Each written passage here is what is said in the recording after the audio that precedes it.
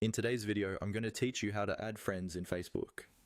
Adding friends is one of the most basic but also most important things you can do on Facebook.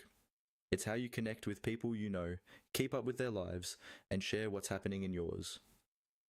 In this walkthrough, I'll guide you through the simple process of searching for someone and sending them a friend request, step by step. First, open Facebook and make sure you're logged into your account. Once you're on your main Facebook home screen or newsfeed, look for the search bar at the top of the page or at the top of the app. This is where you can type in the name of the person you want to add.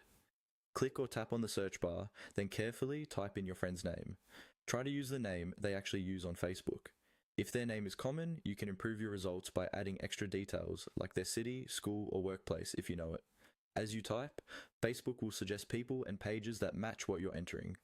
Take a moment to look through these suggestions.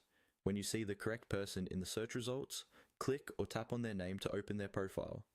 On their profile page, look for the button that says Add Friend. This is usually located near their name and profile picture.